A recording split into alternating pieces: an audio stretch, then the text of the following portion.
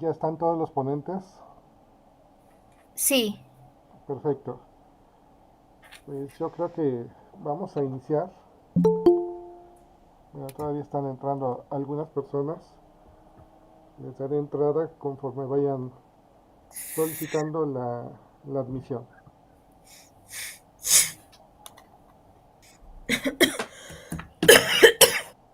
Espérenme un momento.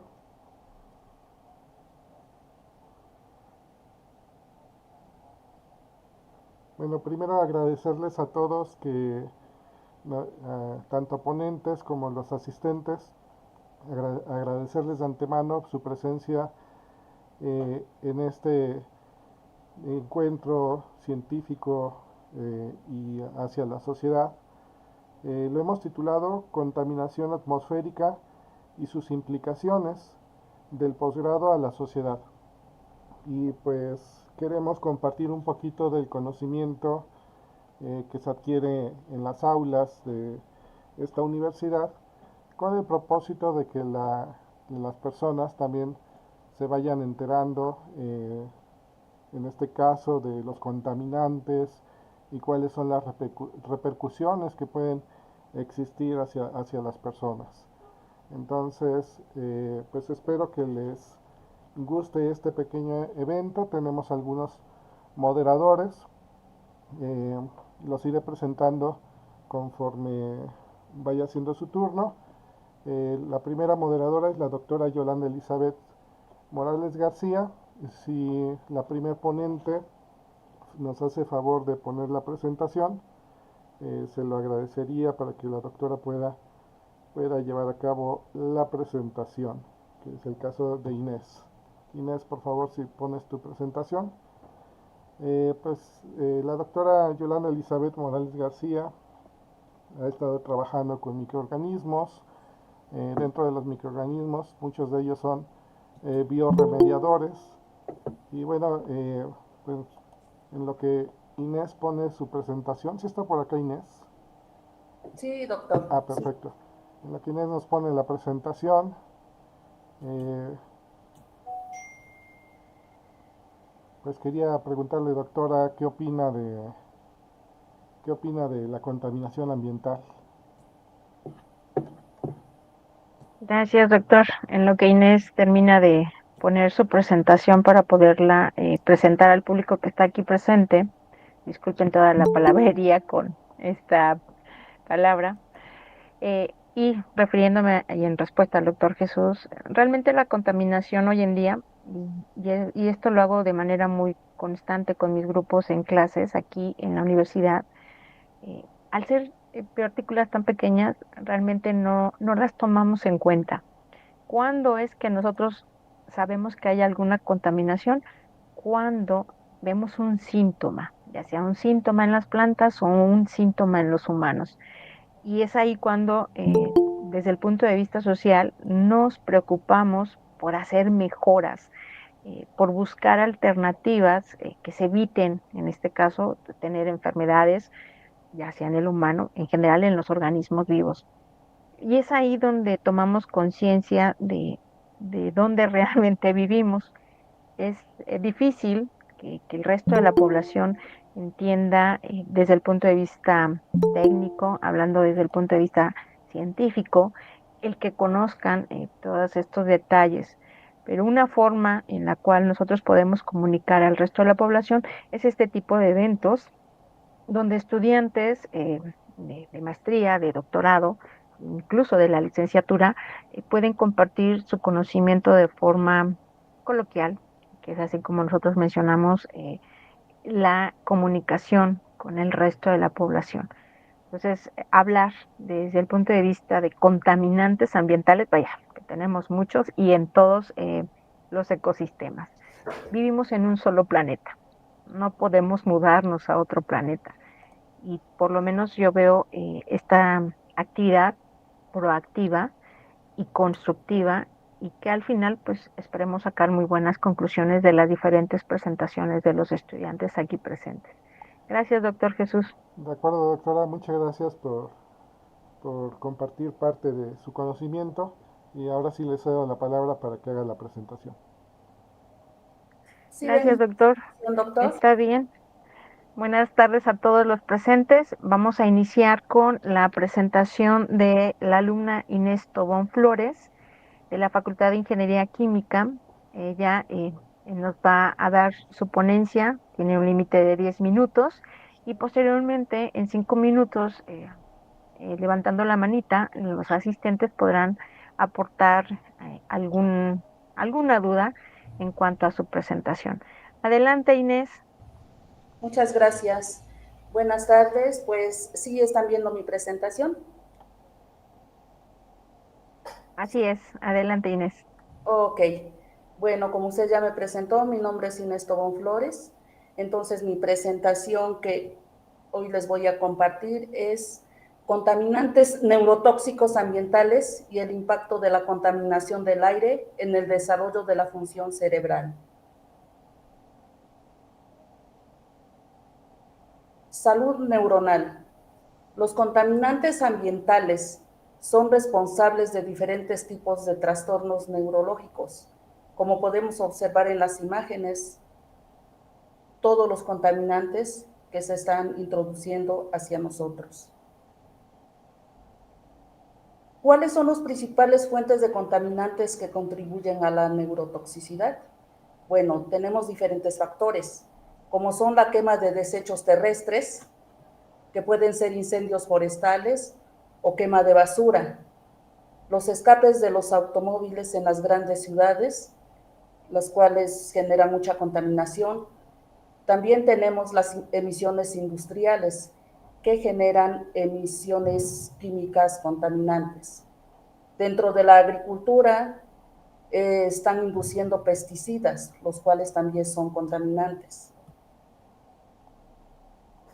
Los contaminantes que contribuyen a la neurotoxicidad ingresan a la región alveolar, donde llegan al cerebro y al torrente sanguíneo. La materia particulada ultrafina ingresa al cerebro a través de los nervios olfativos, a través de la barrera hematoencefálica, a otras regiones como la corteza central y el cerebro. En esta ilustración podemos observar por dónde se inducen los contaminantes. Por acá tenemos los nervios olfatorios, los cuales se van al cerebro directamente. ¿Cuál es el impacto de la contaminación aérea en el cerebro? Estudios científicos demuestran vínculo entre la problemática ambiental y el riesgo de Parkinson. El Parkinson es un trastorno neurodegenerativo progresivo que afecta principalmente al movimiento, manifestándose con síntomas como temblores, rigidez, lentitud y problemas de equilibrio. Los investigadores del Instituto Neurológico Barrow vincularon la contaminación del aire con un aumento del 58% en el riesgo de desarrollar Parkinson. ¿Qué es el estrés oxidativo? Bueno, el estrés oxidativo es un desequilibrio entre los radicales libres, las cuales son moléculas inestables, y los antioxidantes que los neutralizan. Aquí podemos ver esta imagen para que podamos entender de qué manera están actuando las... Aquí tenemos una célula normal, aquí tenemos una célula atacada por radicales libres y aquí tenemos una célula con estrés oxidativo. De esta manera nosotros podemos entender lo que está sucediendo en nuestro cerebro. El estrés oxidativo causa enfermedades neurodegenerativas como el Alzheimer. El Alzheimer es la forma más común de demencia que posee un comienzo gradual y que con una progresión de al menos 6 meses presenta pérdida de memoria. Hay afectación del lenguaje, la orientación, el sentido crítico y la resolución de problemas. En estas imágenes podemos ver el progreso del Alzheimer, desde cómo empieza, dónde va, de qué manera va secuencialmente. En esta imagen podemos ver un cerebro normal, sano, y en esta parte un cerebro con Alzheimer. Aquí nosotros podemos observar en esta imagen de qué manera se están destruyendo las neuronas.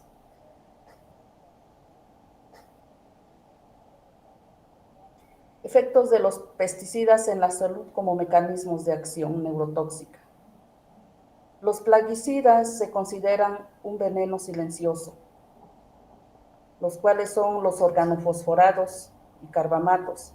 Se encargan de degradar la acetilcolina en las sinapsis neuronales, causando temblores, convulsiones, parálisis y, en casos severos, paros respiratorios o muerte. Alteraciones del desarrollo cerebral durante el embarazo. Los pesticidas pueden atravesar la placenta y afectar la neurogénesis y sinaptogénesis.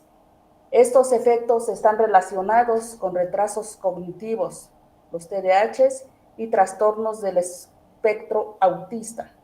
Estos son los signos de autismo, los cuales son la hiperactividad,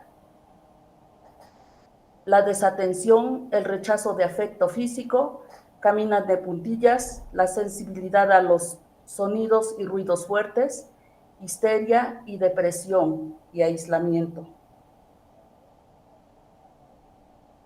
El efecto de los plaguicidas, pesticidas, genera retraso del crecimiento mental y hay una reducción del coeficiente intelectual, donde la exposición prenatal a plaguicidas organofosforados se asocia con retraso del desarrollo neurológico, la disminución del coeficiente intelectual y alteraciones conductuales en niños. La Organización Mundial de la Salud señala que más del 90% de los niños del mundo respira aire tóxico diariamente. ¿Se desconoce el mecanismo exacto de la neurotoxicidad inducida por contaminantes? No se desconoce completamente, pero aún no se comprende en su totalidad. Sin embargo, estudios científicos han demostrado su interferencia con el sistema de defensa antioxidante endógeno. Aquí tenemos la vía inflamatoria con estas codificaciones. Son una red de vías de señalización intracelular que regulan la respuesta del organismo a diversas amenazas como el estrés oxidativo.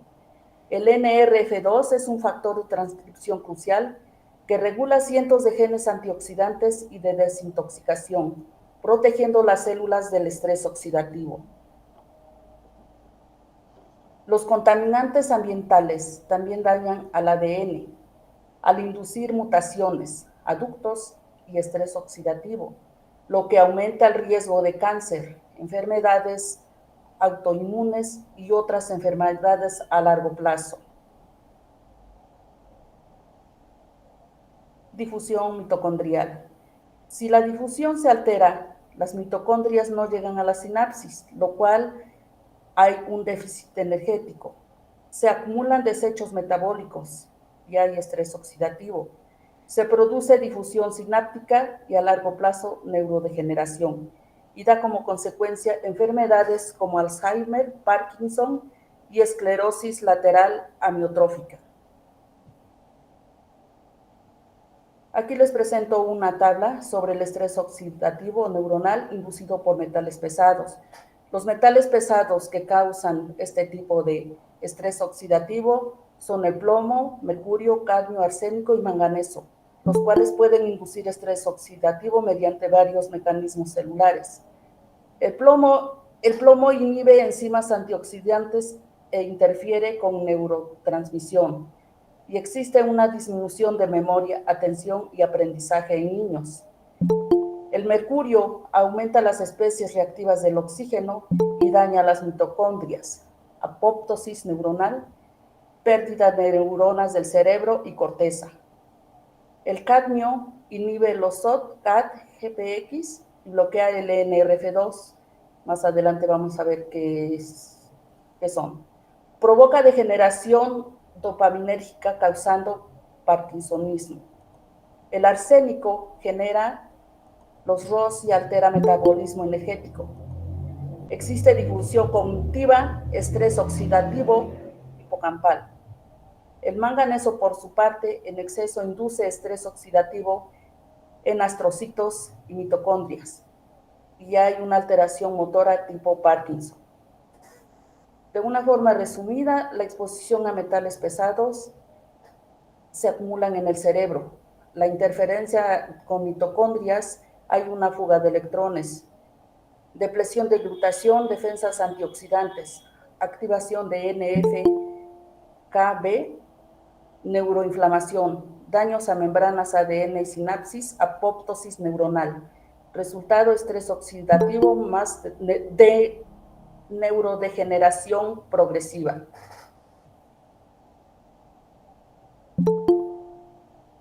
Esta es una breve explicación de lo que son los SOD, los CAR, los GPX, NRF2, sin embargo, pues son muchos, el tiempo no me alcanza. Sin embargo, les voy a hablar solo sobre el NRF2, que es el sensor y defensor celular que activa las defensas del cuerpo frente al estrés oxidativo y a los tóxicos ambientales. El NRF2 en el cerebro es uno de los órganos más sensibles al daño oxidativo. Consume un 20% de oxígeno corporal. Por eso el NRF2 cumple funciones críticas, ya que protege neuronas del daño oxidativo y mitocondrial. Inhibe la inflamación al bloquear la vía NF-κB. Proviene la neurodegeneración de enfermedades como Alzheimer, Parkinson y ELA. Favorece la neurogénesis y la plasticidad sináptica. Disminuye el daño por contaminantes ambientales y metales pesados. En resumen, cuando el NRF2 funciona bien, el cerebro se mantiene resistente al estrés y al envejecimiento. Aquí tenemos la evidencia de neurotoxicidad confirmada para varios compuestos, pesticidas, metales pesados. Mecanismos principales, conocidos como el estrés oxidativo, inflamación, disrupción hormonal, daño sináptico. Efectos combinados y dosis seguras, aún poco conocidos, se están investigando. Efectos a largo plazo, evidencia creciente pero no completamente caracterizada. En la conclusión general, tenemos que la neurotoxicidad no es desconocida, pero sus efectos globales, sutiles y acumulativos todavía no se comprenden del todo. La contaminación es una preocupación significativa y creciente para cualquier población, independientemente de su edad, debido a que estos contaminantes ambientales exhiben diferentes efectos neurodegenerativos en personas de diferentes edades. Sin embargo, existen estrategias para combatir el estrés oxidativo, que esto pues se basa en una buena alimentación, consumiendo sulforanos, curcumina, resveratrol, quercetina, X y ácido lipoico. Bueno, aquí está la bibliografía y muchas gracias. Muchas gracias a ti, Inés. ¿Alguien del público tiene alguna pregunta para Inés? Les voy a pedir que levanten su manita para ver si los puedo visualizar. Habemos muchos presentes y solamente tengo 9 personas que puedo ver en mi pantalla. Creo que no hay preguntas.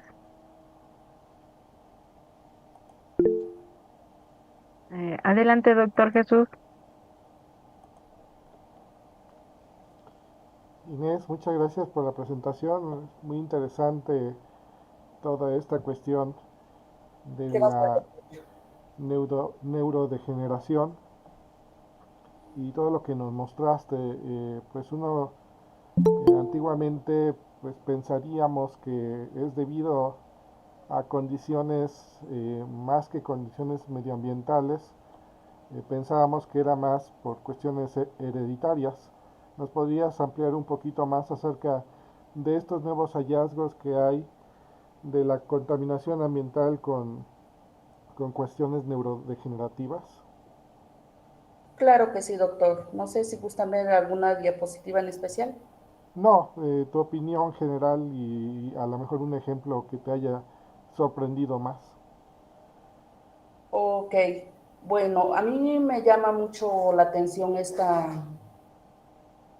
pues prácticamente este tema, porque pues no sé si quepa la redundancia, a mi papá lo operaron del cerebro y la verdad es admirable todo esto.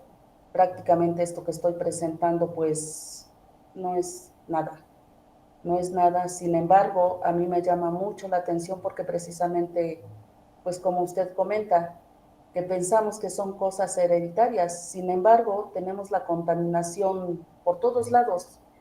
Y algo que usted comentaba en alguna clase, que podemos dejar de comer 6 horas o 12 horas, pero no podemos dejar de respirar un minuto.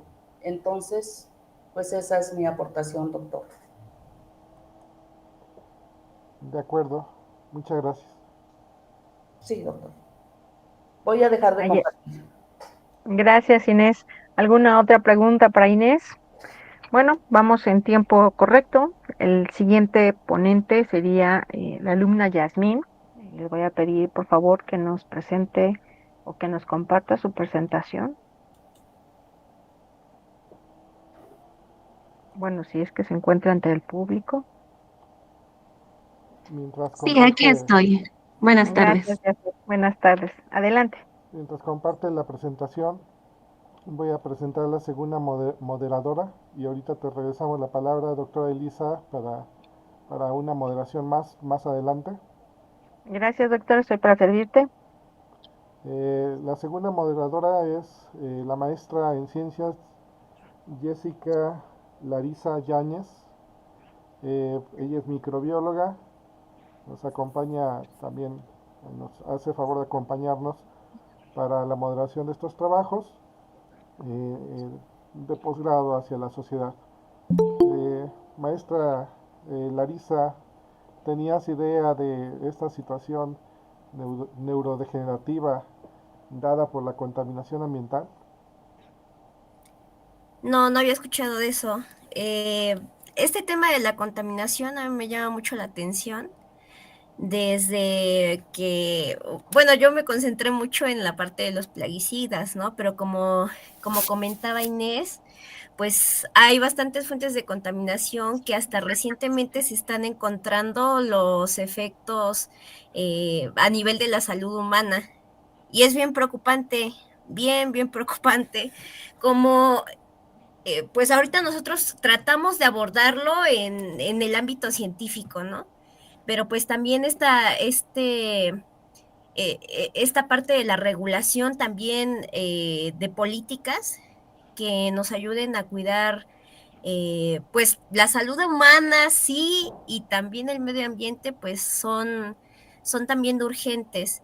Y pues bueno, este tema, por ejemplo, ya que comienza, es muy interesante. Yo no sabía de los efectos neurológicos, pero sí tenía una idea de lo que causaba a nivel genético, de las mutaciones tan importantes que genera. De incluso cáncer que afecta mucho a las células sanguíneas, también había escuchado de eso, y, y bueno, creo que hay muchos efectos muy interesantes que pues nos toca ver, esperemos ahorita abarcar varios de ellos en esta plática. De acuerdo, maestra, adelante, le dejo la palabra. Ok, pues muy buenas tardes a todos, yo soy Larisa, microbióloga, y espero que que ya todos estén escuchando bien. Cualquier cosa, si no escuchan, si tienen algún problema con el internet, me dicen. Esta presentación se titula Los plaguicidas y sus efectos en la salud humana. Nos la va a impartir Yasmín Aguirre. Adelante, Yasmín. Recuerden que tenemos 5 minutos para preguntas después de la presentación. Levantando la mano. Hola, buenas tardes a todos. ¿Sí me escuchan bien? Sí, sí se escucha bien, Jess. Perfecto. Bueno, yo les voy a platicar sobre los plaguicidas y sus efectos en la salud humana. Bueno, para empezar, ¿qué son los plaguicidas? Los plaguicidas son sustancias empleadas en el ámbito doméstico, sanitario y agrícola para controlar la proliferación de plagas que transmiten enfermedades a cultivos, animales y seres humanos. Estos plaguicidas se van a clasificar de acuerdo a la plaga que puedan controlar. Por ejemplo, vamos a tener insecticidas, fungicidas, herbicidas y demás. En este caso, solo hablaremos de los siguientes insecticidas: los organofosforados, los piretroides y los carbamatos. Estos a su vez se clasifican de acuerdo a su grupo funcional. Cabe recalcar que los 3 insecticidas que estamos presentando contienen en su estructura química carbono, hidrógeno y oxígeno. En el caso de los organofosforados, el núcleo central va a ser el fósforo o bien un grupo fosfato. Para los piretroides, el grupo central va a ser el bromo o cloro. Y en cuestión de los carbamatos, el núcleo central será el nitrógeno o bien un grupo amino. El malatión, la deltametrina y el propoxur son insecticidas utilizados en el control de vectores. ¿Qué es el control de vectores? Bueno, es un conjunto de medidas para prevenir o reducir la transmisión de enfermedades transmitidas por insectos, como por ejemplo los mosquitos, y su objetivo es proteger la salud pública y prevenir brotes de enfermedades como por ejemplo el dengue. Sin embargo, el tema ha cobrado relevancia ya que se ha encontrado que los trabajadores expuestos a estos plaguicidas están presentando intoxicación y daños severos a la salud, ya que estos compuestos pueden absorberse por inhalación, ingestión y absorción dérmica, lo que ocasiona intoxicaciones agudas y crónicas. Bueno, en la imagen que podemos ver nos habla sobre la capacidad o más bien el porcentaje de penetración a través de la piel cuando estos plaguicidas son mal utilizados o no se tiene una correcta manipulación. Como podemos ver, a través del cuero cabelludo penetra un 35%, por la frente un 40%, por el canal del oído un 50%, y así sucesivamente hasta lo más relevante que son por los genitales que podemos observar es un 99% de penetración. Hay que recordar que los plaguicidas no solo controlan a las plagas, sino también pueden afectar la salud de las personas y contaminar el medio ambiente.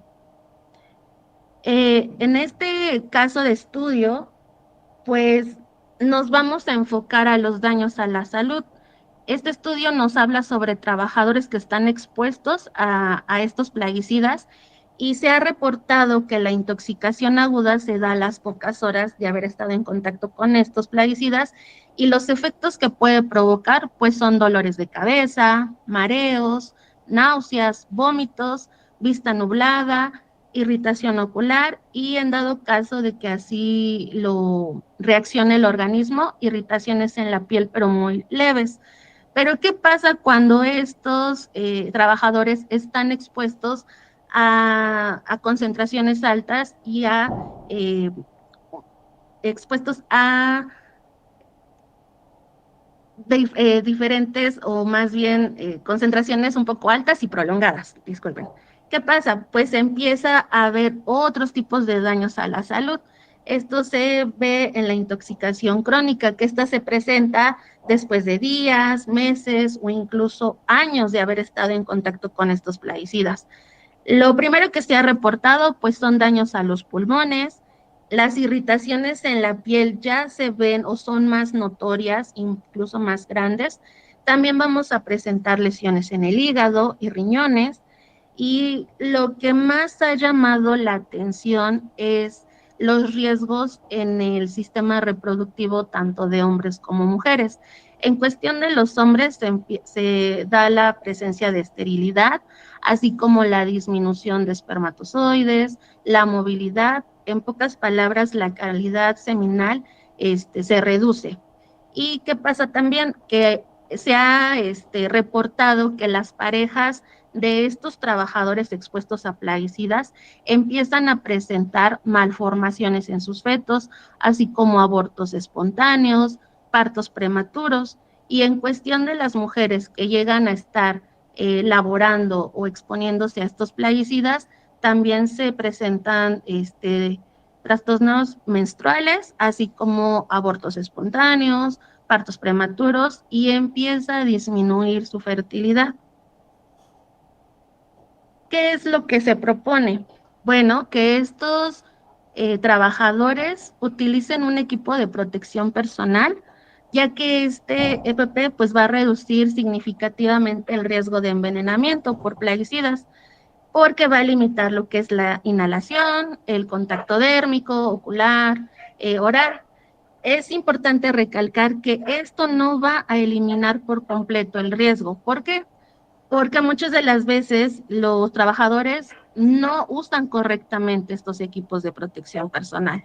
O bien, cuando llegan a usarlos, la disposición final no la realizan igual con cierto orden, porque, bueno, no se habla mucho sobre esto, pero no hay una capacitación al trabajador de cómo se debe colocar este equipo y cómo debe retirarlo al final de su jornada. Entonces, lo que se está buscando, y estos estudios son importantes, es que llevemos esta problemática a los servicios estatales de salud, así como a la CENAPRESE, que es el Centro Nacional de Programas Preventivos y Control de Enfermedades, junto también con la STPS, para que destinen recursos necesarios para la adquisición de estos equipos de protección personal, pero no solamente enfocarse en eso, sino también en las herramientas de trabajo que luego llegan a ser lo que provocan que estos trabajadores estén aún más expuestos a estos plaguicidas o a estas sustancias tóxicas. También lo que se busca es capacitar al trabajador, no solo en temas de la actividad que van a realizar, que aparte de que se les haga esta descripción del compuesto, de los efectos que puede provocar, también los capaciten para cómo se deben colocar pues el overol, las botas, guantes, gogles, la mascarilla, y al final también enseñarles, capacitarlos a cómo se deben retirar. Si estos materiales de los que está hecho el equipo de protección personal son de un solo uso, cómo disponerlos, y si son de materiales que puedan tener varios usos, también cómo lavarlos, cómo disponerlos. Bueno, esto pues va a ayudar a minimizar las intoxicaciones y los daños severos en la salud de dichos trabajadores. Y bueno, pues eso sería todo de mi parte. Agradezco su atención y tiempo. Gracias.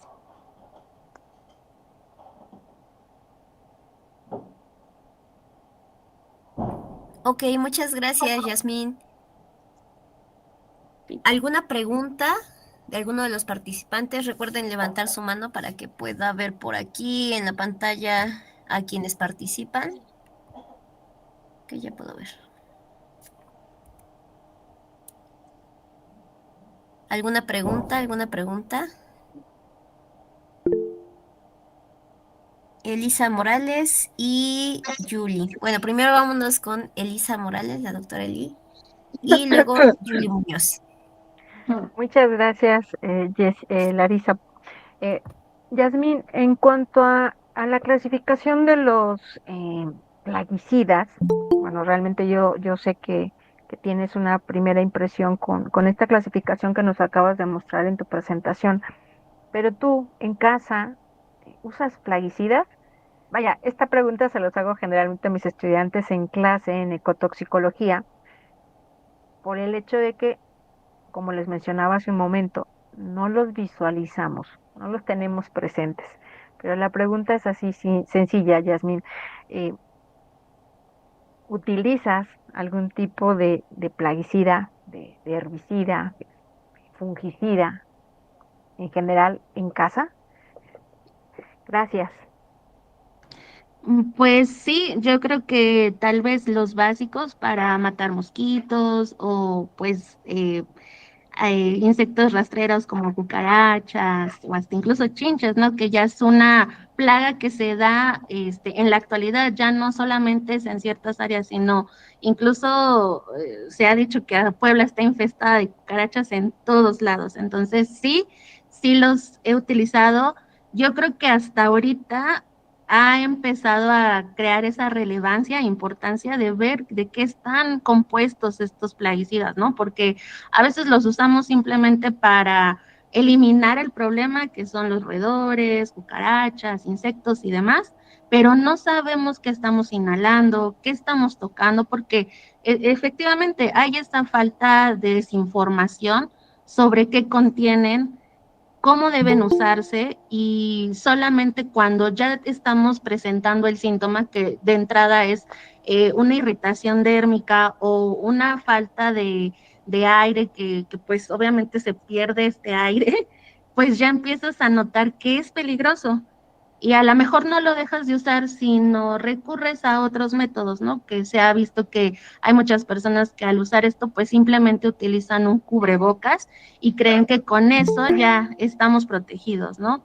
O un guante a lo mejor de plástico o de tela, ¿no? Entonces, sí, sí estamos, como usted dice, no visualizamos, tenemos ahí los productos en casa, pero realmente no sabemos qué estamos teniendo en casa, cuál es el riesgo y cuál es lo que podemos usar como una alternativa.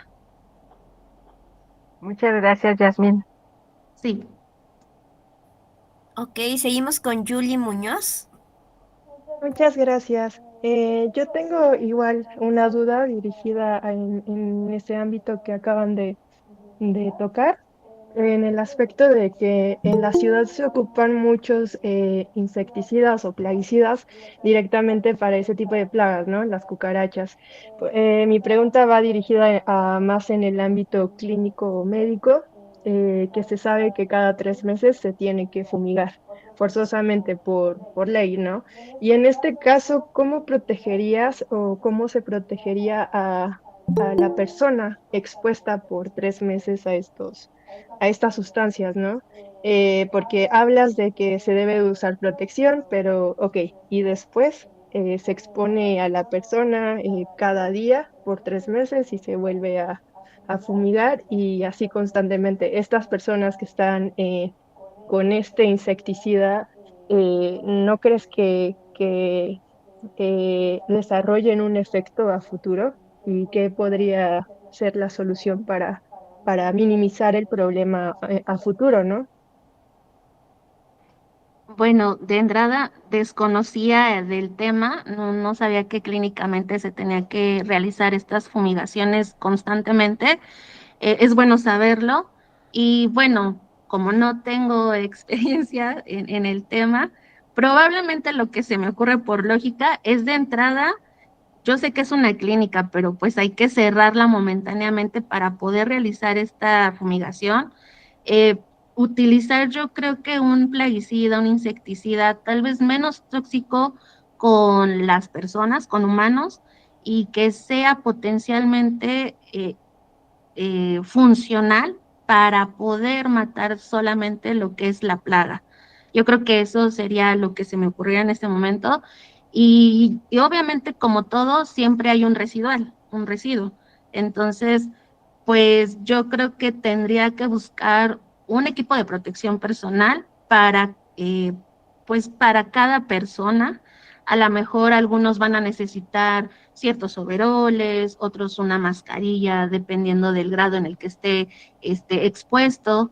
Pero bueno, sí, la verdad, yo creo que hay mucho trabajo por realizar para encontrar las medidas necesarias para, pues si no hay ningún remedio de estar expuesto, pues que estés protegido.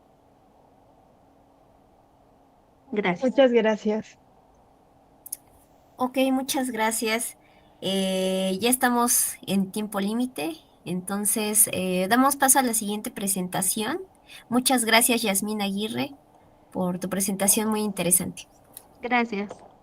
De acuerdo en lo que pone en la siguiente presentación, presento a la siguiente moderadora, que es justamente la biotecnóloga Julieta Mariana Muñoz Morales.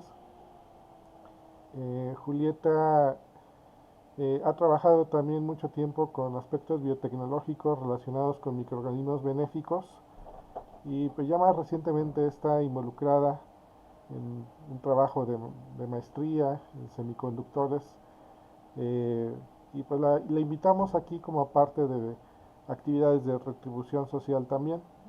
Entonces, pues igual que a los demás, yo te voy a regresar la pregunta y tú qué piensas, cómo le harías para resolver esa cuestión. Me imagino que te estás imaginando aplicar biológicos o no sé hacia dónde querías ir. Sí, sí, sí, precisamente es eso, que desplacemos a la parte química, porque se ha visto que aunque sean dirigidos, a la larga al humano llegan bueno, llega a afectar al humano en la parte neurológica, que es de lo que se habló en la primera charla. No se estudia, o bueno, como son nuevos este tipo de plaguicidas, no se ha estudiado cuál es el efecto a largo plazo, pero conforme pasa el tiempo, pues se ve este efecto, ¿no? Entonces, ya vimos que la parte química sí es efectiva, pero no es la solución. Entonces, sí es encontrar esta parte biológica para poder mitigar el efecto y tal vez en un principio acompañarlo con la parte química y en un punto ya desaparecer esta parte para que se minimice el efecto, ¿no? Esa es la idea que se me ocurre, porque de todas maneras vamos a seguir expuestos a estos tipos de químico, ¿no? Pero lo favorable sería bajar esta concentración de estos tóxicos para poder no tener estos efectos a muy temprana edad o desarrollarlos a- en los años próximos, ¿no? Es lo que se me ocurre en este momento. De acuerdo, muchas gracias. Pues adelante, te cedemos la palabra. Parece que al ponente se olvidó el nombre. Supongo que es Carolina. Eh, Adelante. Bueno, bueno, ya me presentaron, voy a ser su moderadora para esta charla. Recuerden que tienen 10 minutos nada más. La presentación se titula Presencia de PBDE en leche materna y nuestra exponente es Carolina. Adelante, Carolina. Hola, buenas tardes. ¿Sí me escuchan? Sí, te escuchamos. Ok, gracias. Sí, mi nombre es Carolina. Una disculpa, no lo coloqué en la presentación. El tema que vamos a discutir el día de hoy es presencia de PBDE en leche materna. Un análisis profundo sobre los éteres de difenilo polibromados y su impacto en la salud materno-infantil.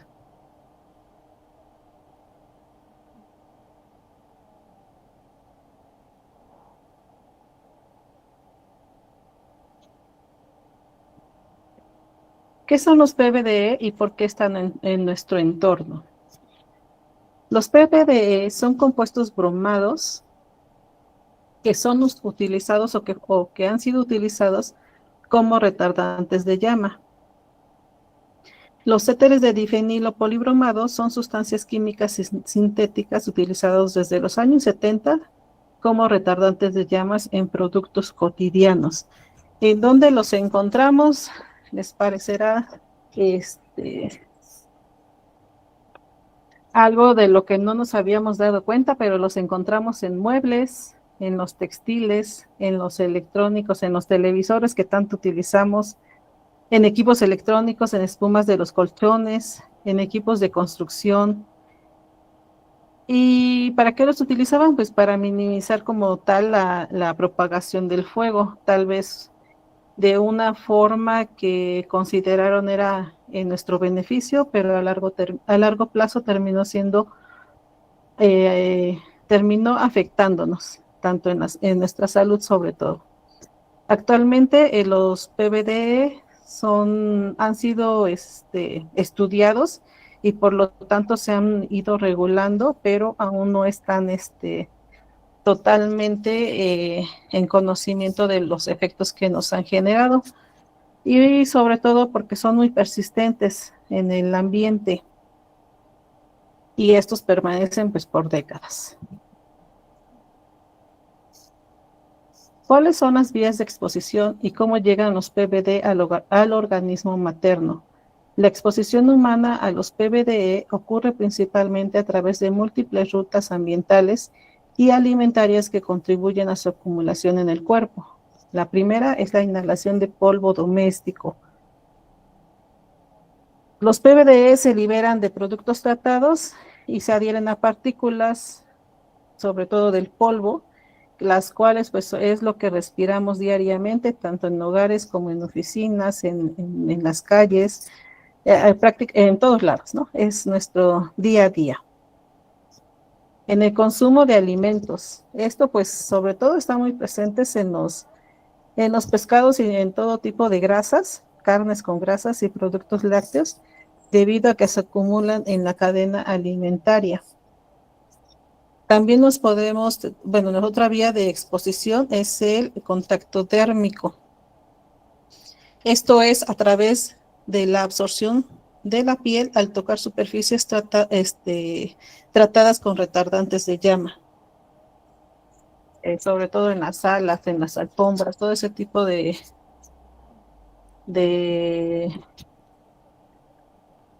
adornos que tenemos en las casas son una fuente de contaminación de PBD. Otra vía de exposición es la ingesta accidental. Esta pues sobre todo se da mucho en los niños, en los bebés, que todo lo que encuentran tirado o que encuentran en sus juguetes se lo llevan a la boca y esto hace que se ingieran las pequeñas partículas de PBD que se adhieren al polvo y a todo esto, y todos estos juguetes pues tienen contacto con él y sobre todo porque están en contacto directo con el suelo. La transferencia materno-infantil a través de la lactancia, acumulación lipofílica. Los PBDE tienen alta afinidad por los lípidos, por lo que se concentran en la leche materna, rica en grasas esenciales para el desarrollo infantil. La exposición materna previa y durante el embarazo determina los niveles presentes en leche. Los factores que influyen en la acumulación de PBDE en leche materna son la dieta materna, como ya lo habíamos mencionado, el consumo frecuente de pescados, grasas y productos animales aumentan la exposición significativamente. El entorno doméstico, la antigüedad de los muebles, las alfombras, los productos electrónicos, influyen en niveles de polvo contaminado. La paridad, las concentraciones son mayores en el primer embarazo y disminuyen con lactancias subsecuentes. El índice de masa corporal, mayor tejido adiposo, puede almacenar más PBD acumulados a lo largo de los años. Los efectos potenciales en el desarrollo neurológico infantil. La investigación científica ha identificado múltiples áreas de preocupación relacionadas con la exposición temprana a PBDE durante el periodo crítico del desarrollo cerebral. De acuerdo a las investigaciones que se han realizado, pues se nos indican que hay varias situaciones en las cuales estos nos pueden afectar. En ella nos indican que es el desarrollo desarrollo cognitivo, el cual pues si actualmente ponemos atención, hay personas o niños con déficit de atención o con hiperactividad. Todo esto lo están asociando a este tipo de contaminación.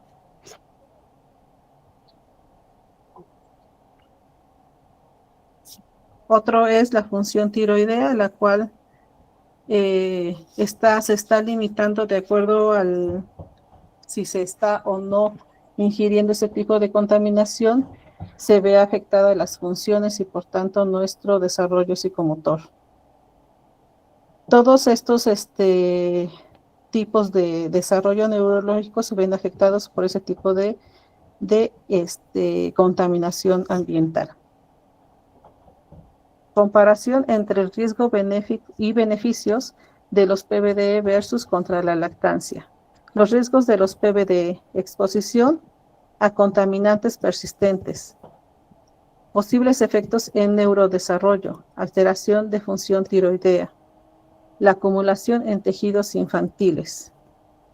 Los beneficios de la lactancia: nutrición óptima y completa, protección inmunológica robusta, desarrollo cognitivo superior, vínculo emocional materno-infantil, reducción de enfermedades crónicas. La OMS y la UNICEF recomiendan la lactancia materna exclusiva durante 6 meses a pesar de la presencia de los contaminantes. Los beneficios documentados de la lactancia superan ampliamente los riesgos teóricos de los PBDE.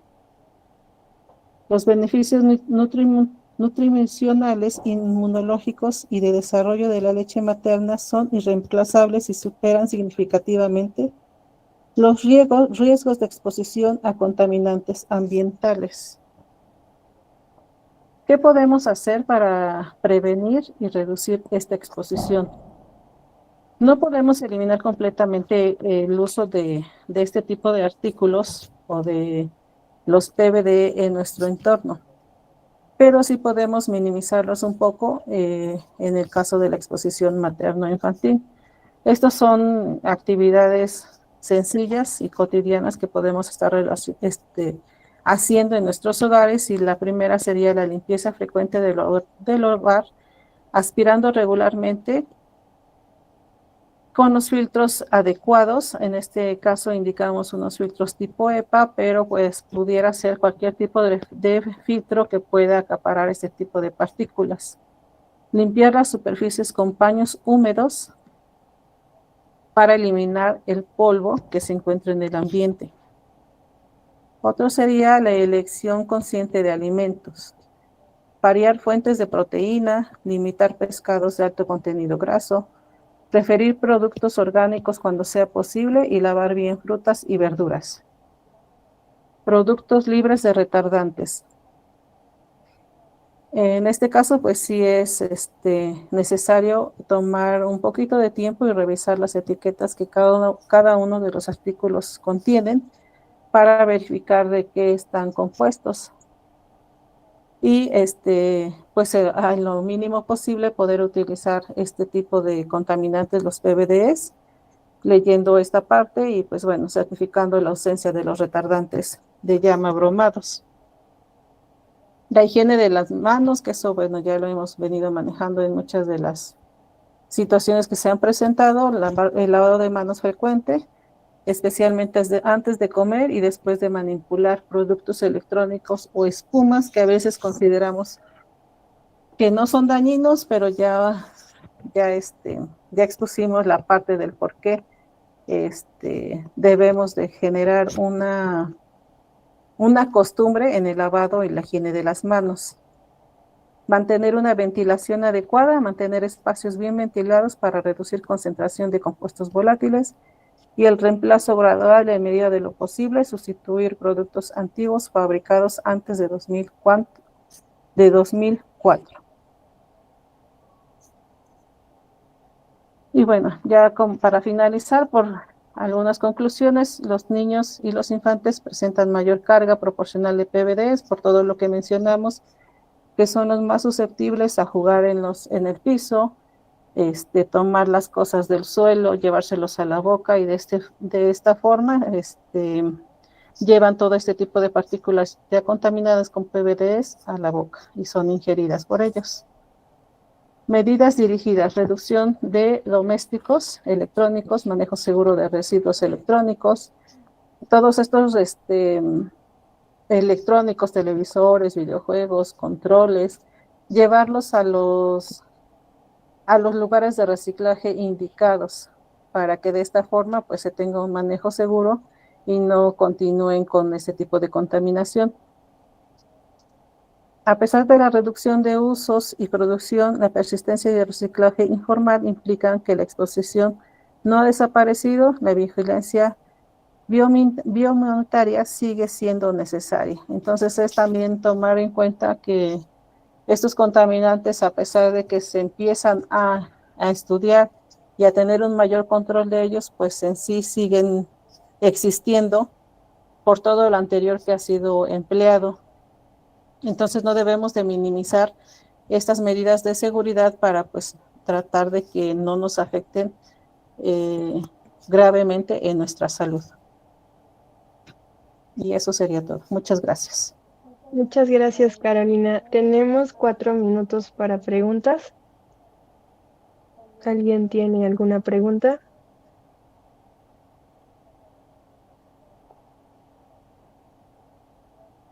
¿Ninguna? Adelante, Jesús.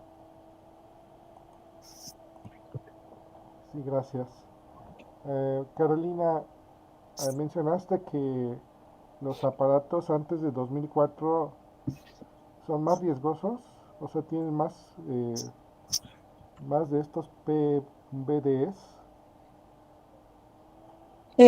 Realmente eran construidos con este tipo de retardantes de llama, los cuales pues no habían considerado el daño a la salud que estaban generando.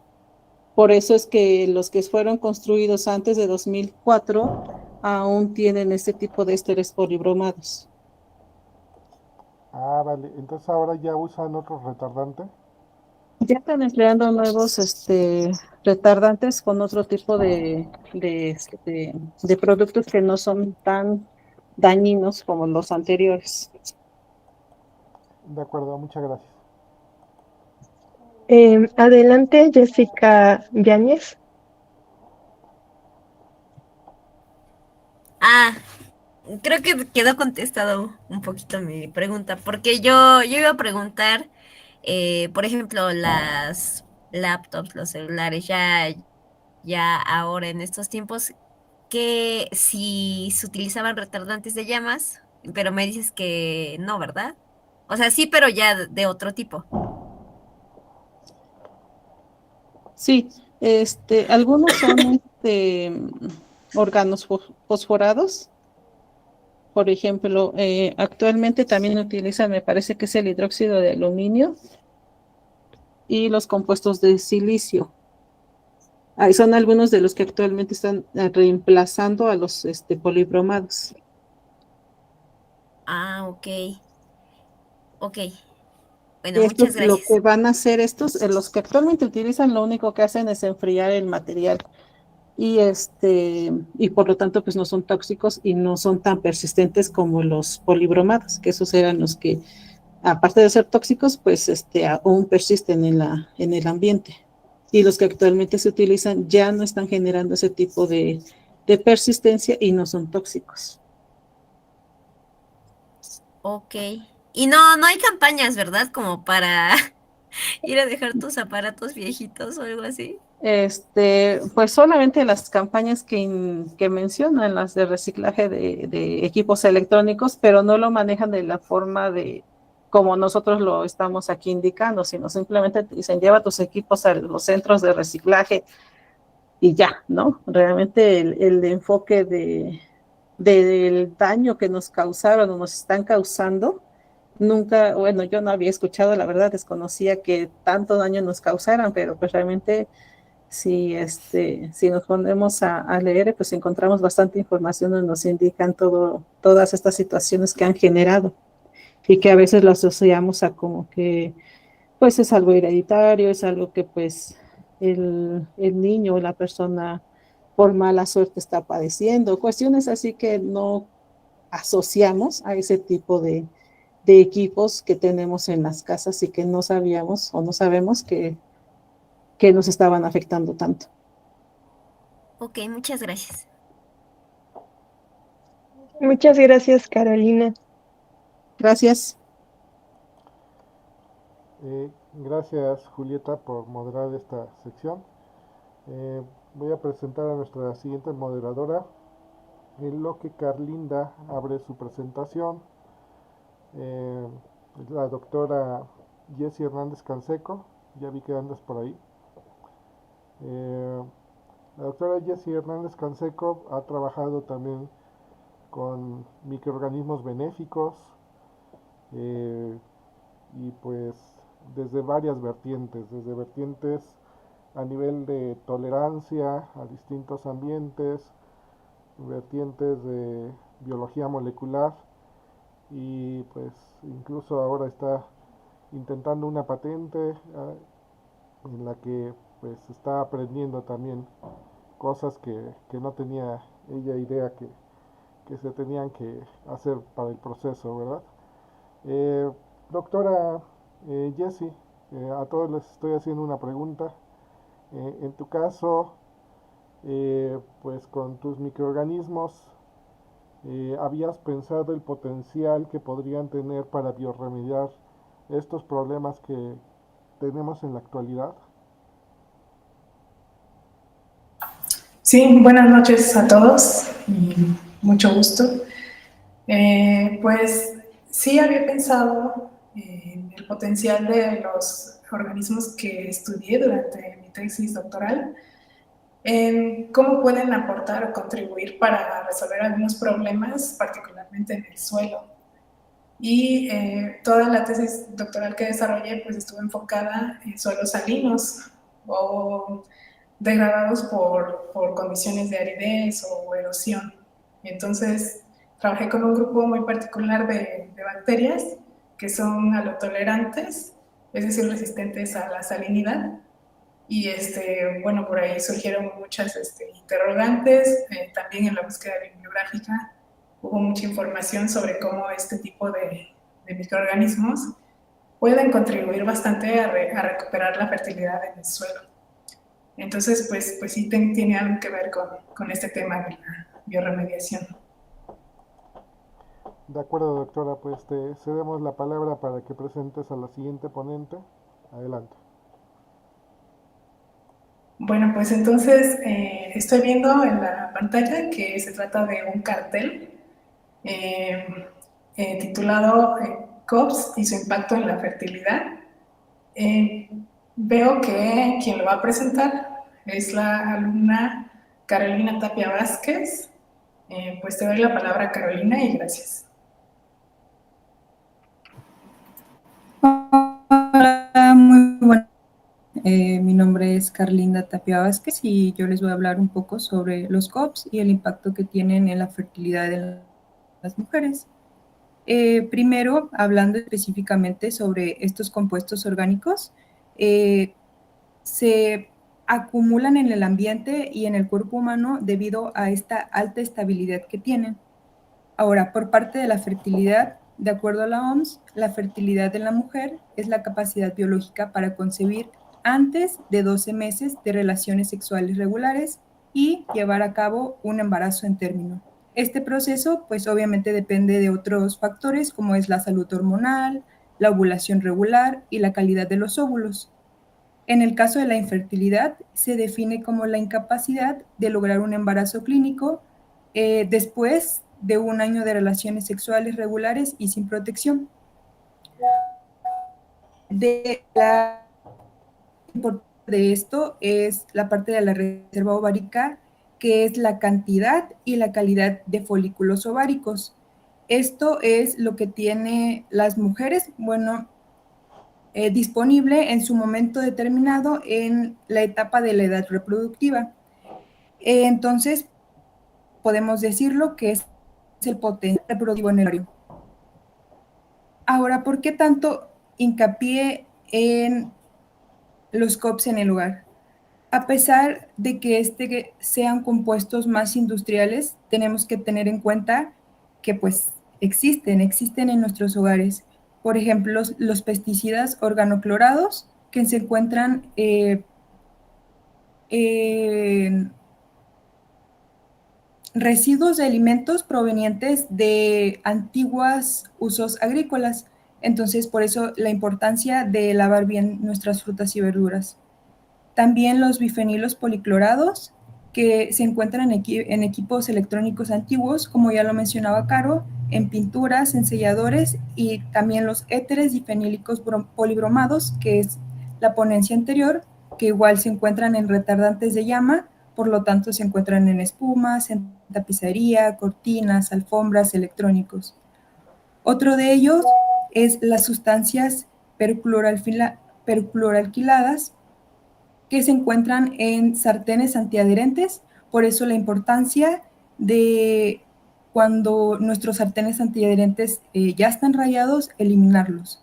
También en envoltorios de comida rápida, cosméticos y productos de limpieza. Estos COPS, pues obviamente alteran este sistema endocrino en las personas, afectando la fertilidad, aunque muchos fueron prohibidos hace décadas, aún persisten en productos domésticos, en polvo y en alimentos. ¿Y cómo pueden llegar a nuestros cuerpos? Principalmente por 3 vías, que es la inhalación, como en polvos domésticos contaminados, por ingestión en alimentos grasos, o como es el pescado, las carnes, los lácteos, por bioacumulación, y en contacto cutáneo por manipulación de productos tratados con retardantes de llama. Estos efectos en los COP sobre la fertilidad es que actúan como disruptores endocrinos, infiriendo con las hormonas que regulan la función reproductiva. Entonces, pues obviamente su uso se está restringiendo, pero su permanencia en el ambiente afecta a las mujeres. Los mecanismos principales es que hormonas imitando o bloqueando hormonas sexuales como es los estrógenos y la progesterona, también daño ovárico, reduciendo la cantidad de folículos, entonces en disminuir la reserva ovárica.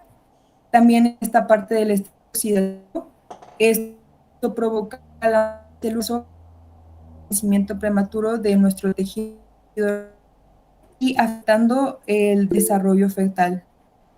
Exposición durante el embarazo puede alterar la formación de los ovarios en las hijas de las mujeres que tuvieron este contacto. De acuerdo con un estudio de Borjan en 2021, este estudio analizó a mujeres embarazadas en Suecia y encontró que el hexaclorobenceno, el transnonacloro y los PSBs, en este caso el 74 y el 99, se asocian a una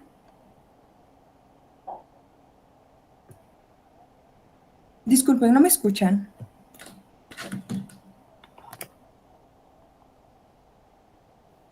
Sí, Carolina, parece que tienes como subidas y bajas en la conexión, pero creo que son breves. Yo he estado oyendo algunas partes entrecortadas, pero la mayoría sí te entiendo. No sé si alguien más tenga problema. Creo que podemos continuar, Carolina. Ok.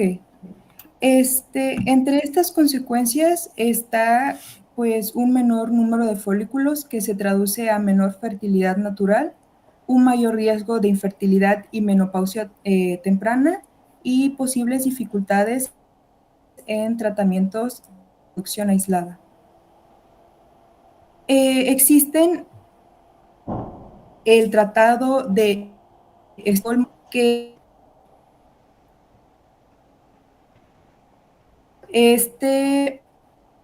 el objetivo principal de este tratado es proteger la salud humana y el ambiente mediante la eliminación o la restricción de estos químicos peligrosos. En este caso, México es parte del convenio desde 2004. Como lo mencionaba Caro, desde 2004 se ha incidido en la idea de eliminar ya este tipo de compuestos.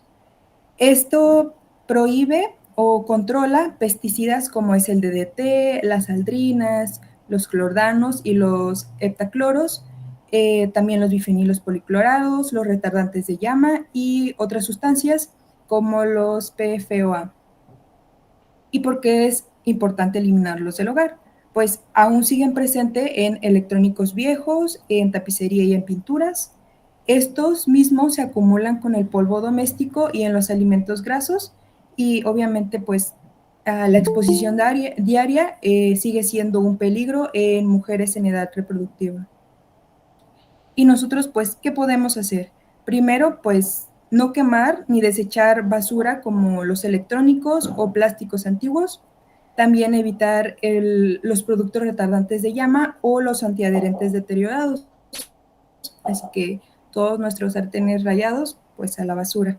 Y también preferir alimentos que sean frescos, que se reduzcan en grasas animales y ventilar siempre nuestra casa.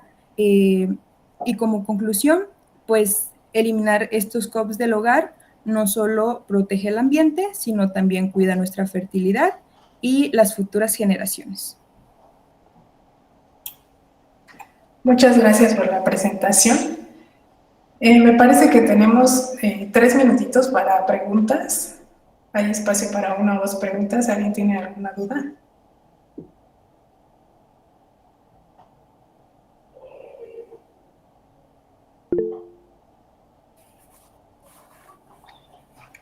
Ok, me parece que Jessica, tienes otra pregunta, ¿verdad? Sí. Adelante, por favor. O sea que hay cosméticos actualmente que tienen este tipo de compuestos.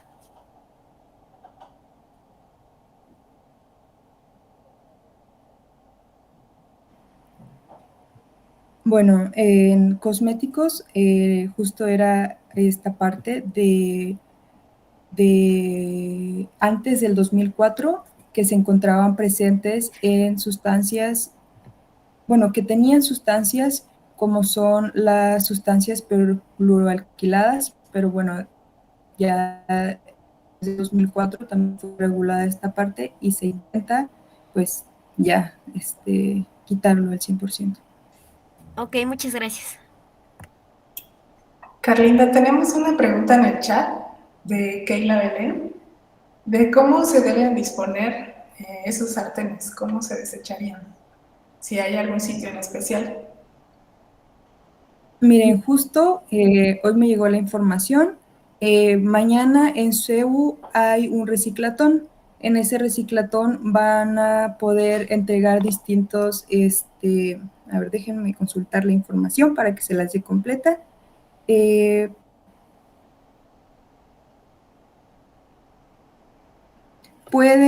pueden llevar PET, botellas de vidrio, tapas, latas de metal, aluminio, cartón, aparatos electrónicos viejos, juguetes y, bueno, no especifica sartenes, pero yo creo que sí debemos de tener la posibilidad de entregarlos y a cambio de eso se les entrega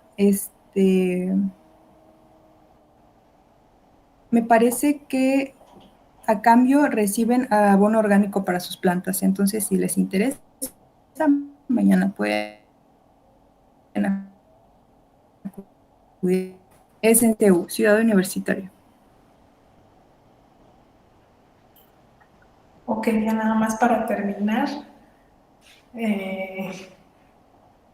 Bueno, igual pregunta Keila Belén si hay otros sitios especiales para su disposición, porque ella no es de Puebla, pero bueno, podríamos comentarlo en el chat, dado que ya se terminó el tiempo para esta presentación. Carlinda, muchas gracias por la presentación y creo que vamos a continuar en la siguiente. De acuerdo, doctora Jessie, gracias por apoyarnos en esta parte de la moderación de charlas. Pues todavía tenemos por aquí un par de charlas. Valerio, si quieres ir mostrando tu presentación, le vamos a ceder la palabra a la doctora Dolores Castañeda Antonio. La doctora Dolores Castañeda Antonio ha trabajado muy arduamente por mucho tiempo con temas de biorremediación. En especial, pues ella además maneja equipos de alta precisión para determinar a los contaminantes, cosa que pues no cualquier persona es capaz de hacer por lo costoso que son los equipos y las capacitaciones que pues se tiene que tener una vida alternativa además de la científica para llevar a cabo este proceso. Dolores, bueno, perdón, maestra, doctora Dolores, bueno, maestra, profesora también, y amiga. A todos les estoy haciendo una pregunta y pues tú que conoces de normativas y de toda esta situación, por otro lado, como las dos caras de la moneda, la contaminación en el mundo ha aumentado tremendamente en estos últimos años, a pesar de todas las normativas que hay. ¿Tú cómo ves al mundo? ¿Vamos a poder biorremediarlo? o ya estamos perdidos? Bueno, buenas noches a todos. Yo creo que siempre va a haber la alternativa de lo que podamos todavía rescatar. Eh, Estamos cada vez un poco más conscientes de nuestra situación y de apreciar todo lo que tenemos a nuestro alrededor para poder hacer algo. Es importante que eduquemos y que nuestros gobiernos atiendan con las políticas públicas para tomar medidas y que todas las acciones que se hagan no se vayan en saco roto, que las propuestas que se hagan y las acciones, por mínimas que sean, van a aportar algo a nuestro ambiente.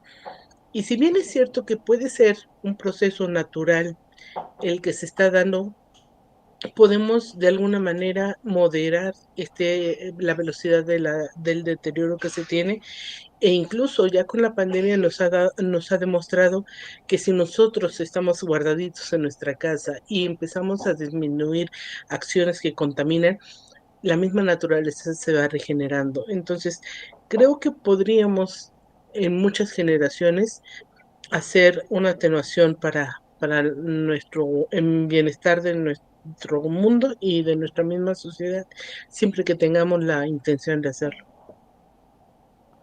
De acuerdo, concuerdo con tu punto de vista, muchas gracias y te cedemos ya el micrófono para que moderes la siguiente charla. Adelante. Muchas gracias. Muchas gracias por la oportunidad y también de participar y oírlos en sus presentaciones. A continuación, tenemos la presentación de eh, cómo la contaminación del aire afecta nuestras defensas, presentado por el biólogo Valerio de Jesús Cano García. 10 minutos de presentación y 5 de preguntas. Iniciamos, Valerio. Sí, muchas gracias, doctora. Buenas noches a todos. Bueno, yo les voy a platicar este tema de cómo la contaminación del aire y en particular unas partículas que encontramos suspendidas pueden afectar lo que son nuestras defensas o, bueno, más particularmente nuestras células del sistema inmune. Este tema parte de un artículo de investigación. Aquí hicieron tal cual experimentación. Probaron lo que fue la exposición de células del sistema inmune ante estas partículas. ¿Por qué es importante mencionar esto? Porque estas partículas las podemos encontrar en el aire. Usaron para este artículo, para este trabajo, lo que se llama materia particulada de tamaño de 2.5 micras y partículas que se emiten después de lo que es la quema del diésel, por ejemplo, por vehículos o maquinaria. Entonces, en el aire vamos a encontrar este distinto tipo de partículas que podemos denominar ultrafinas, que se generan por el tráfico de la ciudad, por las industrias, o incluso también por fuentes naturales, ¿no? Nosotros estamos acá en Puebla, por el volcán también podemos llegar a encontrar este tipo de partículas, ¿no? Y estas las vamos a estar respirando. Nos van a generar varios problemas en lo que es la salud. Uno de ellos, que es a corto plazo, pues va a ser irritación en los ojos, tos, alergias, estornudos y algunas otras afectaciones que puede ser variable de persona a persona. Y a largo plazo nos pueden ocasionar lo que es asma, problemas de corazón, problemas en los pulmones, lo que es un aumento en el EPOC, que es enfermedad pulmonar obstructiva. También puede generar un mayor riesgo de arteriosclerosis y también en personas que tengan problemas de salud ya cardíaca o otras afecciones, puede aumentar su nivel de riesgo de muerte al estar expuestas a este tipo de partículas durante tiempo prolongado. Así también los niños y lo que son los adultos mayores van a ser afectados de mayor manera al estar expuesto a este tipo de contaminación. Y bueno, esto es importante porque estas partículas son tan finas, las partículas 2.5 tienen un tamaño de 2.5 micras, pero las del tamaño de las emisiones de diésel es de 0.2 y de 0.3 micras, o sea, son 10 veces más pequeñas.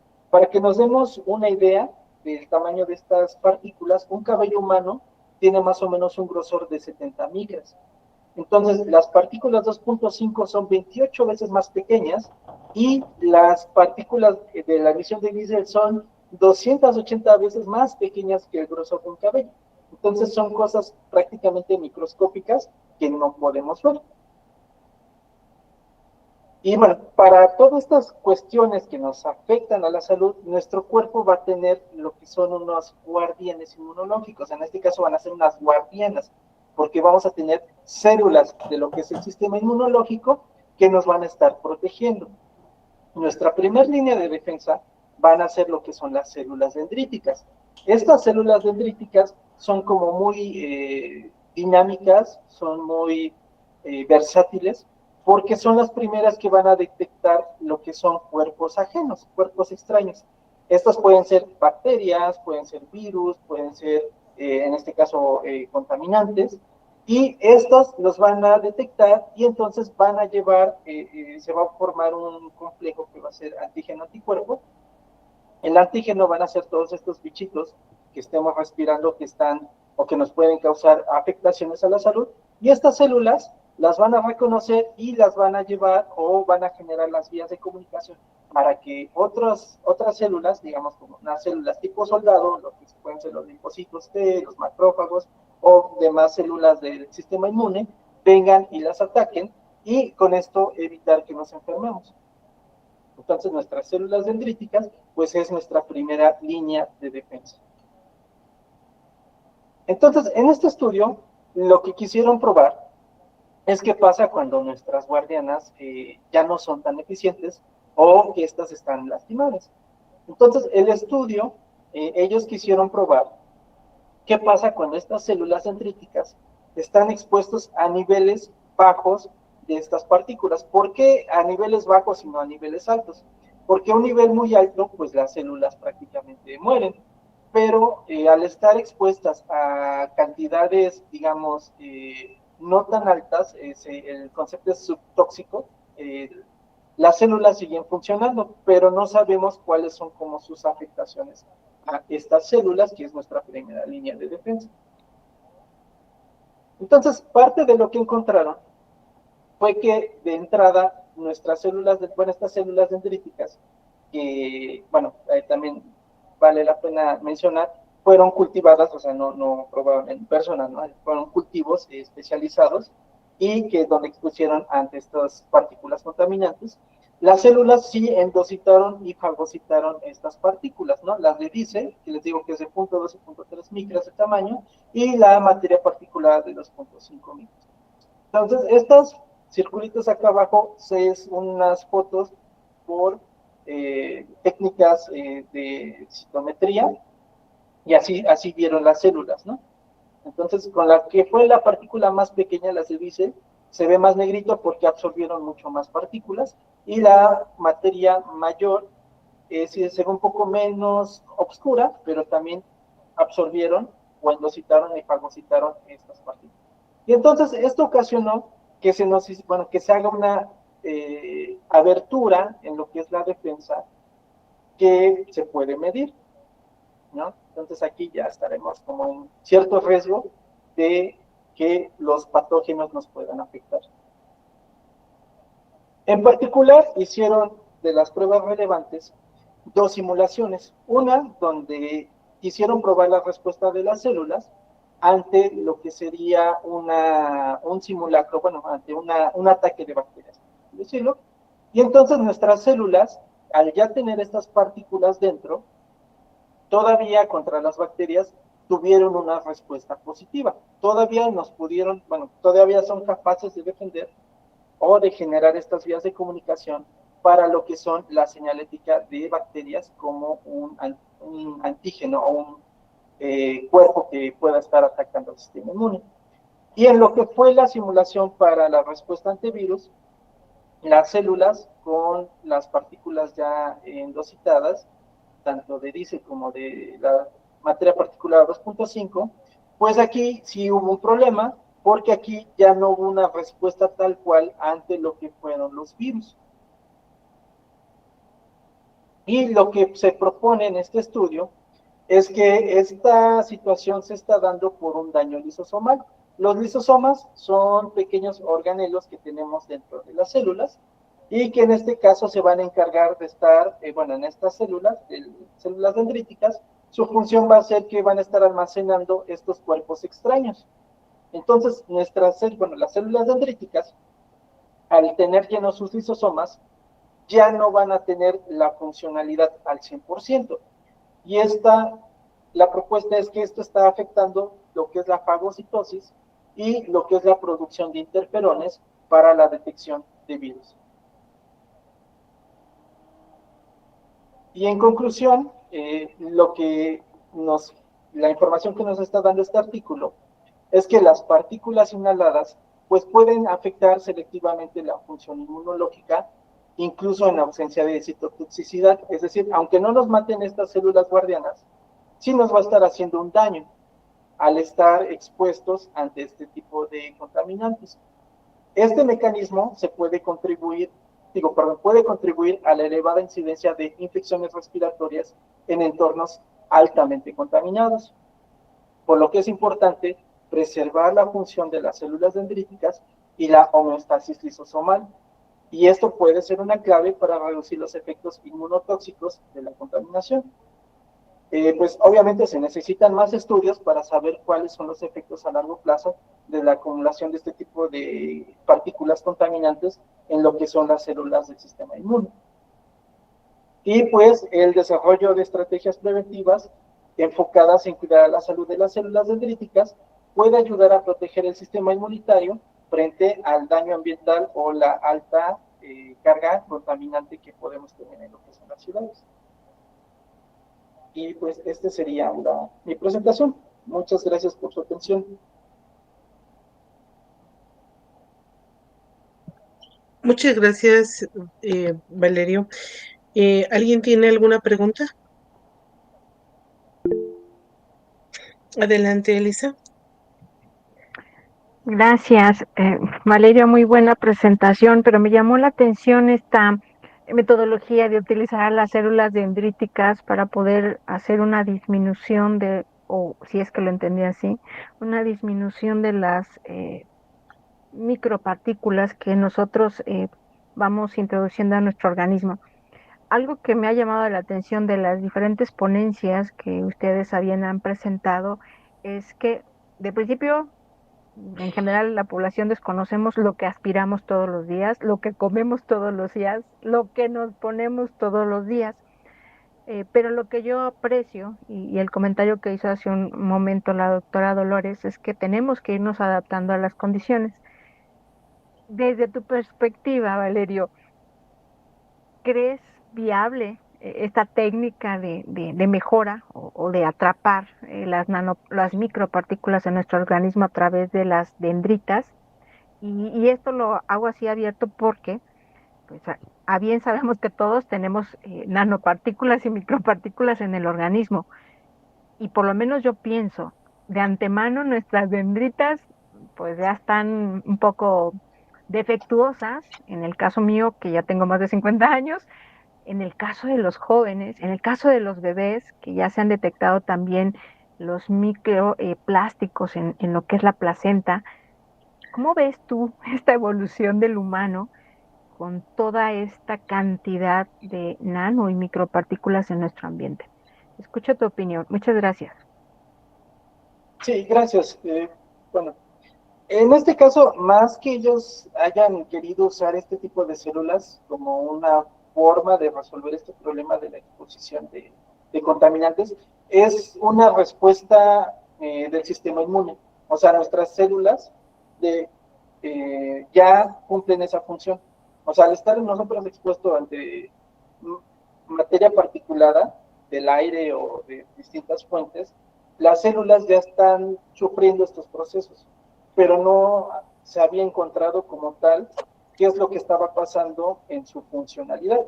Entonces, con este artículo, ellos están, pues, de cierta manera encontrando que las células, al estar absorbiendo estas partículas, baja como su defensa, o sea, baja su respuesta. Siguen respondiendo ante la señal de bacterias, pero no eficientemente ante la de virus. Entonces, esa es como la aportación que están haciendo, ¿no? Y en general, pues sí, estamos expuestos ante muchos contaminantes, pero yo creo que desde los fabricantes no sabían qué pudiera pasar con ciertos materiales, ¿no? Y lo estamos viendo con los plásticos, que pues el mar está lleno de plástico, las calles están llenas de plásticos, todos nos lo venden hasta la fruta envuelta en plástico, ¿no?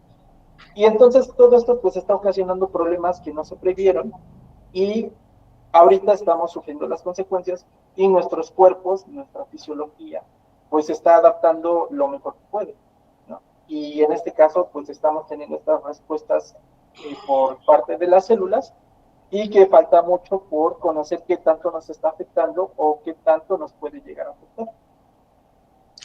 Muy bien, pues muchas gracias, Valerio. Muy buena presentación, como siempre.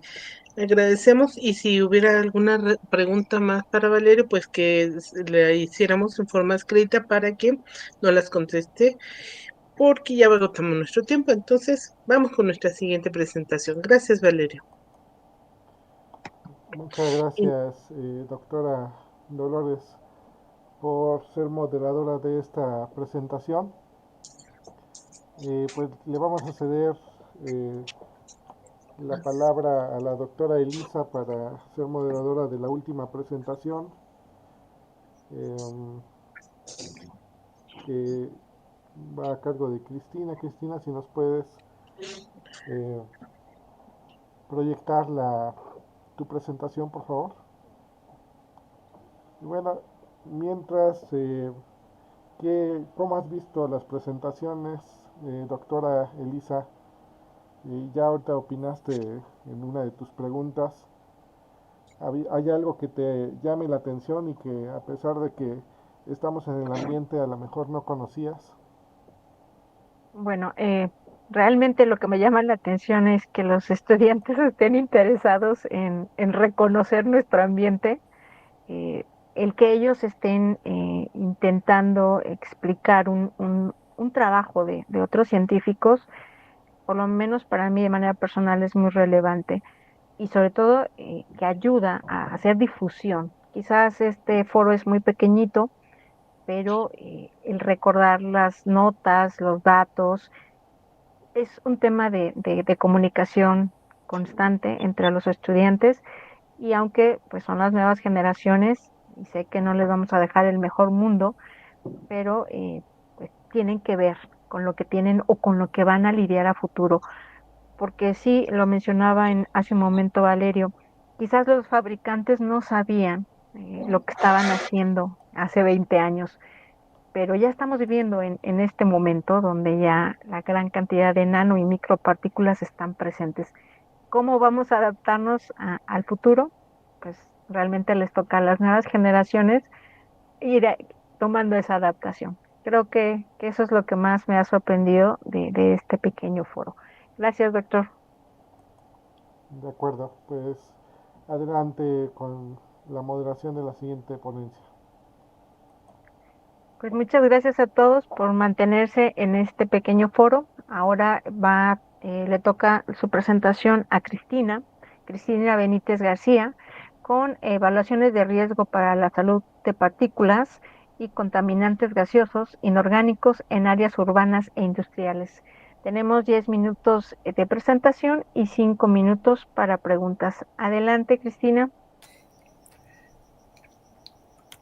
Sí, buenas noches a todos. Mi nombre es Cristina Benítez García. Bueno, a mí me toca exponer el tema de evaluaciones de riesgo para la salud de partículas y contaminantes gaseosos inorgánicos en áreas urbanas e industriales. ¿Se observa el cambio de la diapositiva? Sí, Cristina, te voy a pedir que hagas de forma de presentación para que se pueda apreciar un poco más mayor la dimensión de la diapositiva, por favor. Sí. Gracias, muy amable.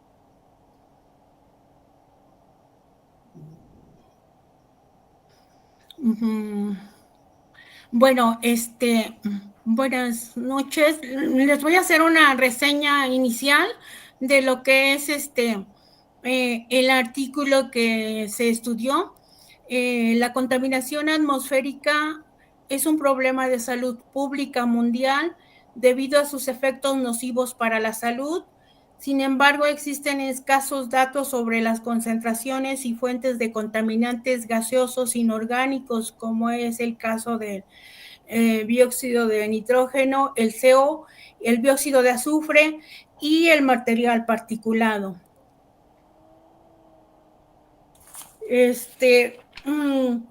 La calidad del aire en las principales ciudades y en zonas conurbadas ha mostrado una clara tendencia al deterioro, por lo que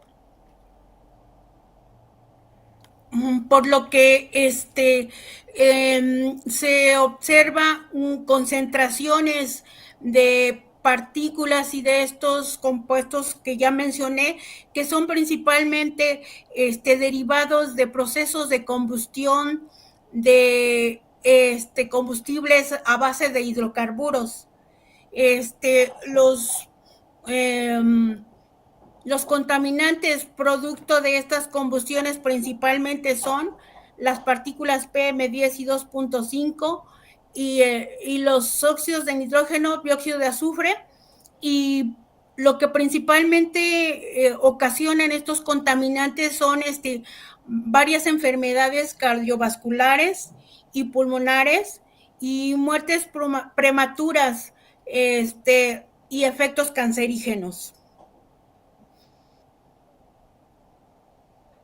Bueno, además estos contaminantes atmosféricos también pueden tener un efecto negativo en los ecosistemas y la productividad agrícola.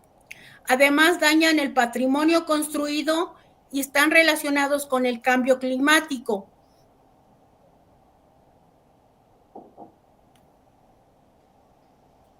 Bueno, una pequeña introducción.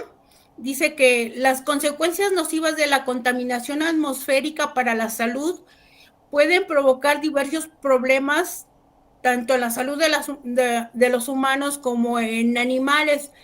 Puede ocasionar defectos congénitos, bajo peso al nacer, parto prematuro, cáncer de pulmón, enfermedades respiratorias y asma.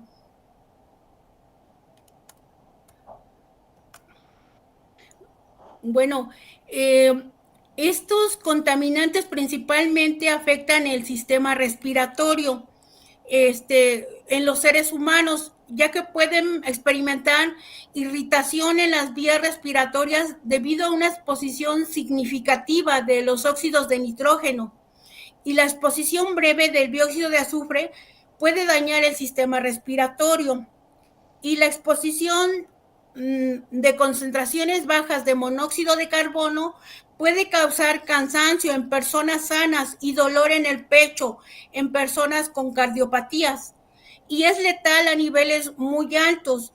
¿Por qué? Porque en lugares donde se lleva a cabo una combustión y se encuentra alguna área cerrada o que no tiene ventilación, el oxígeno que se encuentra en esta área se empieza a consumir. Entonces lo que va restando de la combustión mayormente es monóxido de carbono, y esto provoca que la disminución de oxígeno y altas concentraciones de CO puede provocar muerte por asfixia, muchas veces sin darse cuenta la persona que lo está respirando.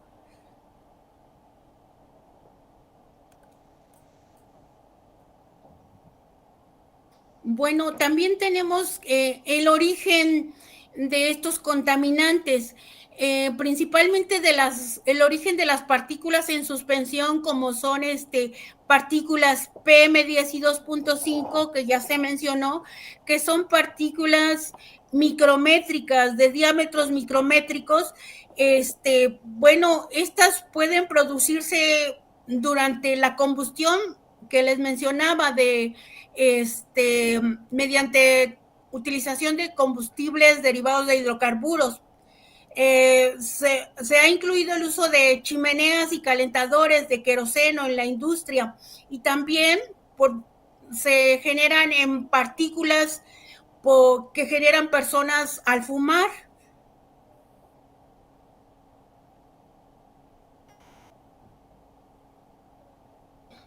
Las partículas en suspensión PM, ya sea PM10 o 2.5, que son, ya dijimos que son partículas micrométricas, PM10 menores a 10 micrómetros o PM2.5 iguales o menores a 2.5 en el aire, pueden provenir de transportes y de diversos procesos industriales. También proviene de partículas emitidas por las emisiones de los volcanes, por tormentas de polvo e incendios forestales.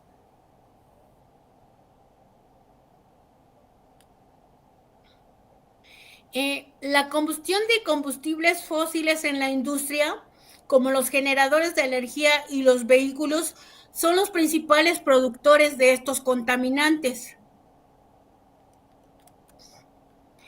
Y también un factor importante que ha contribuido al aumento de estos contaminantes en la atmósfera y en el aire que respiramos es pues que los niveles de concentración de estos contaminantes están relacionados con los niveles de urbanización, que aumentó del 34.21% al 54.33% en los últimos 60 años. Esto es de 1960 a 2020. Esto refleja pues las consecuencias de pues altas concentraciones de personas en la zona urbana, y que esto también ha provocado incremento en las concentraciones de estos contaminantes en la atmósfera y en el aire que respiramos. Los puntos críticos de exposición encontrados en el artículo que leí fueron que en zonas urbanas, en industriales, tanto en interiores como en exteriores, se encuentran puntos críticos de concentraciones de estos contaminantes, y que en época de humedad estas concentraciones aumentan debido a las condiciones climatológicas o meteorológicas. Y también tenemos puntos críticos de exposición en interiores, en el hogar. Podemos decir, ¿cómo en interiores en el hogar? Pues sí, ahorita vamos a observar algunos ejemplos. Exposición en exteriores. En el exterior se utilizaron zonas de monitoreo de estas concentraciones de contaminantes en este artículo de estudio, en exteriores de zonas industriales urbanas, incluyendo bordes de carreteras. Se hicieron mediciones de concentraciones de estos contaminantes, lo que llevó a determinar que estos puntos son en los que se encuentran las mayores concentraciones de estos contaminantes. También este impacto llega a áreas recreativas como mercados y hogares que se encuentran en espacios abiertos, y alcanza la contaminación de estas emisiones de contaminantes, ya sea por la industria o por la generación de vehículos automotores o por emisiones de procedencia natural, como es la emisión por volcanes. Todo esto impacta también en áreas recreativas, Y pues lo que se mencionó también, que tanto en la estación seca como en la estación húmeda, estas emisiones impactan. Bueno, artículo nos menciona que pues se realiza para que los resultados de este estudio son vitales para sensibilizar e intensificar sus iniciativas para mejorar la calidad del aire en las zonas urbanas e industriales.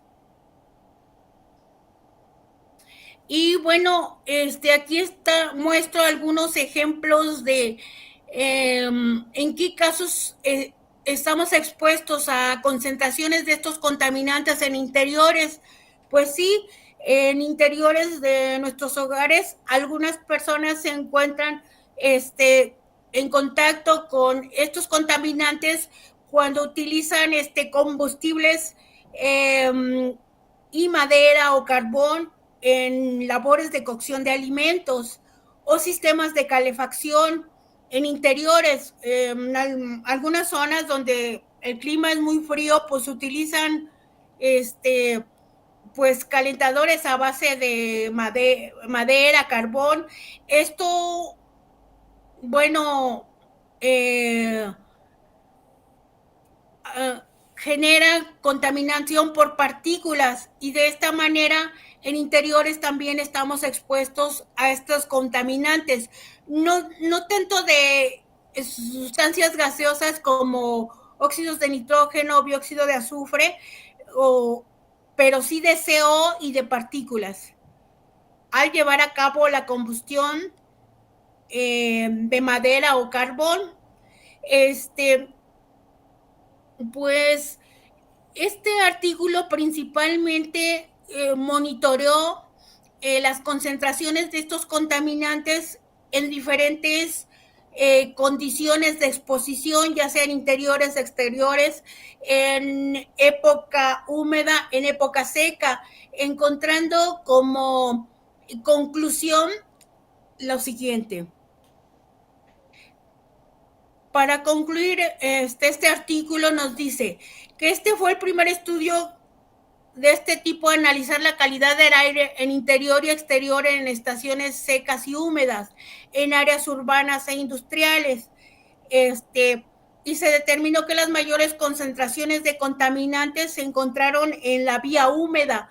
En vía húmeda quiere decir que las mediciones de estos contaminantes se realizaron en época de lluvia o en época donde se tiene mayor humedad en el medio ambiente.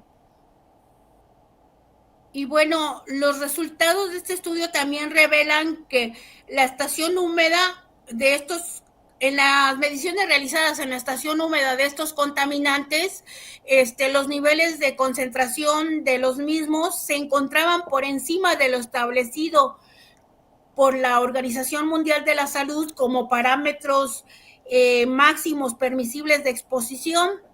Y también sugiere que existe un potencial riesgo para la población, principalmente en zona urbana e industrial. Sí existe cierto riesgo potencial para la población, y todos los valores de contaminantes en la estación seca fueron menores. ¿Qué quiere decir con estación seca?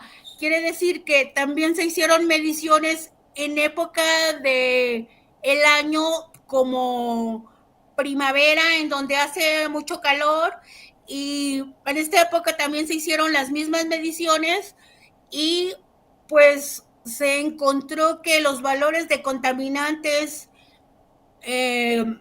derivados de combustión de hidrocarburos pues son menores o se encuentran o tienen una afectación la menor humedad en el medio ambiente sobre el efecto de estos contaminantes.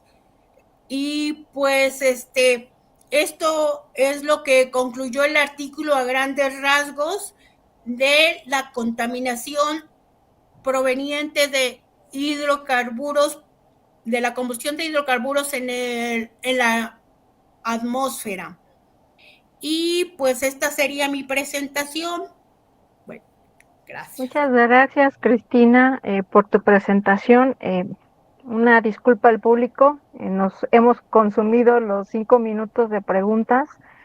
Doctor, yo sé que ya estamos en tiempo, pero danos la oportunidad de que si hay alguna pregunta, o bueno, por lo menos de que yo pregunte si hay preguntas para Cristina. Yo sé que estaba interesante su artículo. ¿Hay alguno que tenga alguna pregunta? Por favor, muy rápida, porque ya estamos en tiempo. Y si no, es nuevamente agradecerle a Cristina su presentación y agradecerles a los que están presentes. Doctor, sería todo de mi parte. Adelante.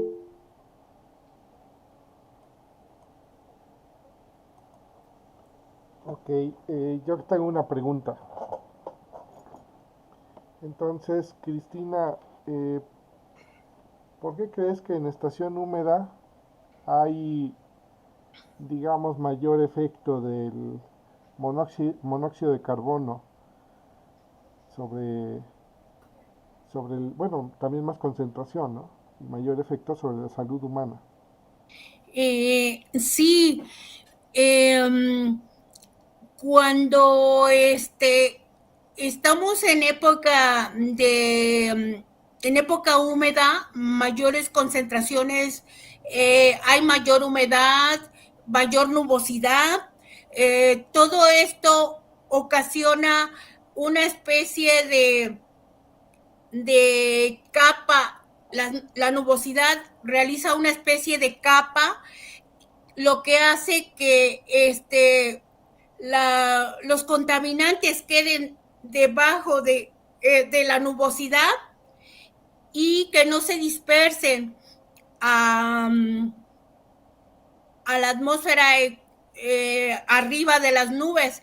Entonces, esto hace que la concentración aumente y que no se disperse. Esto es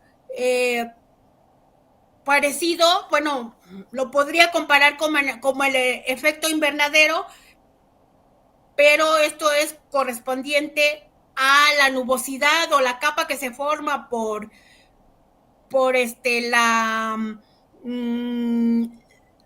la presión atmosférica de las nubes, y esto no hace que los contaminantes se dispersen o sí se dispersen o el aire los difumine con facilidad. Y esto, bueno, yo creo que es lo que ocasiona que en época húmeda haya niveles de concentración de contaminantes mayores en, en la atmósfera. De acuerdo, muchas gracias. Muchas gracias, doctora Elizabeth, por moderar esta última plática.